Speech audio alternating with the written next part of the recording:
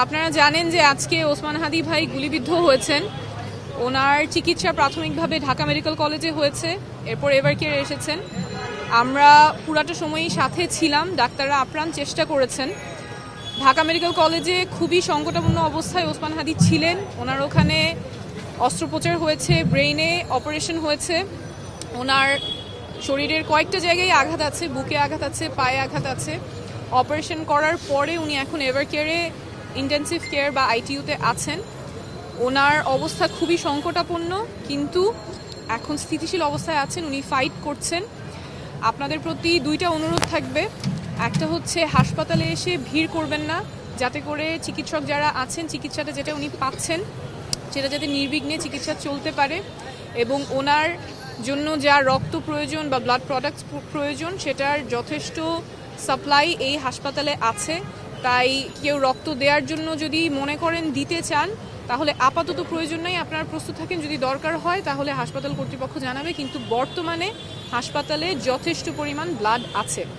সকলের কাছে অনুরোধ থাকবে, সবাই দোয়া করবেন হাদি ভাই যাতে দ্রুত সুস্থ হয়ে আছেন। এখন আমাদের একটাই করণীয়, ওনার জন্য দোয়া করা।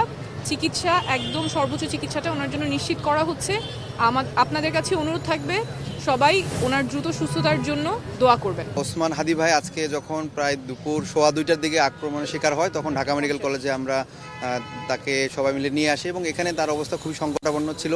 খুব ক্রিটিক্যাল সিচুয়েশনের মধ্যে তার আমরা ওসেকে নিয়ে যাই। ওসেক থেকে সিটি স্ক্যান করার মাধ্যমে আমরা মনে করি যে তার অপারেশন লাগবে। নিউরোসার্জারি ডিপার্টমেন্ট হেড স্যার সহ পুরো টিম রেডি ছিল, সবসময় স্ট্যান্ড বাই, এবং তারা অপারেশন থিয়েটারে নিয়ে গিয়ে অপারেশনের ব্যবস্থা করে। আমি সেই টিমের পার্ট ছিলাম, এবং তার অবস্থা খুবই ক্রিটিক্যাল ছিল। অপারেশনের চলা অবস্থায় তার যে হৃদযন্ত্রের যে ক্রিয়াটা সেটি স্বাভাবিক আসা শুরু করে, ফুসফুসের ক্রিয়াটা আমরা ফিরে পাই, এবং একইভাবে অপারেশন খুব সুন্দরভাবে শেষ করার পরে আমরা চিন্তা করেছি যে তাকে ইভার কেয়ার হসপিটালে নিয়ে আসা হবে। ইভার কেয়ার হসপিটালে তাকে শিফট করা হয়, এবং এখানে তার ফ্যামিলির ইচ্ছায় মূলত ইভার কেয়ার হসপিটালে শিফট করা হয়, এবং এখানে নিবিড় তত্ত্বাবধানে আছেন, এবং এখানে তার যে অর্গান সাপোর্টগুলো মোটামুটি কাজ করছে। আমরা দেশবাসীর কাছে আহ্বান জানাই, সবাই ওসমান হাদি ভাইয়ের জন্য দোয়া করবেন। সেই স্টিল সার্ভাইভের জন্য চেষ্টা করছেন, এবং তার যে বডি ফিটনেস ইয়াং হিসেবে আমরা এক্সপেক্ট করি যে সে দ্রুত আমাদের মাঝে ফিরে আসবেন, এবং আমরা তার জন্য সবাই সুস্থতা কামনা করছি। জুলাইয়ের যারা সম্মুখ সারিতে ছিল তাদের কিন্তু রেগুলারই নানানভাবে মেসেজ দেওয়া হচ্ছে, ফোন করা হচ্ছে। আমি মনে করি এই যে ঘটনাটা আজকে ঘটলো, এটার দায় অনেক বেশি প্রশাসনের। তারা জানে, তারা এই মেসেজটা পর্যন্ত দিতে পারে যে আপনি আপনার প্রতি অ্যাটাক হতে পারে, তাহলে তারা সেটা ফিরানোর ক্ষমতা রাখে। এবং আলটিমেটলি কত ঘন্টা পার হয়ে গেছে, এখন পর্যন্ত গ্রেফতার হয় না কেউ। একটা লোক গুলি করে সে মোটরসাইকেল নিয়ে কোন রুটে যায়, বাংলাদেশের প্রত্যেকটা রুট, এটা যদি পুলিশ চায়, প্রশাসন চায়, ডিজিএফআই চায়, এটা কিন্তু খুবই সহজ। পলিটিক্যাল যারা লিডাররা থাকে, আমরা যারা থাকি, তাদেরকে নানানভাবে নানান জায়গা থেকে অ্যালার্ট করা হয়। তাহলে তারা যদি অ্যালার্ট করতে পারে, তাহলে তারা কেন ব্যবস্থা নিতে পারে না? কেন আজকে ওসমান হাদির মতো ফিগারের গায়ে মানে হাত আসলো, তার দিকে শুট আসলো? এটার জবাব প্রশাসনের দিতে হবে, এবং এটা আমরা যারা জুলাইয়ের যারা আছি, এটার জবাব না নিয়ে আমরা থামবো না। 24 ঘন্টার মধ্যে যারা ওসমান হাদির বুকে গুলি চালিয়েছে তাদেরকে গ্রেফতার করতে হবে। আমরা কোনোভাবেই শুনতে চাই না যে ওসমান হাদিকে যে গুলি করেছে সে অন্য কোনোভাবে মারা গেছে। আমরা জানতে চাই আইন শৃঙ্খলা বাহিনী তাকে গ্রেফতার করবে, এবং এর পিছনে কারা কারা রয়েছে তাদেরকে খুঁজে বের করবেন। আমরা 24 ঘন্টার আলটিমেটাম দিচ্ছি।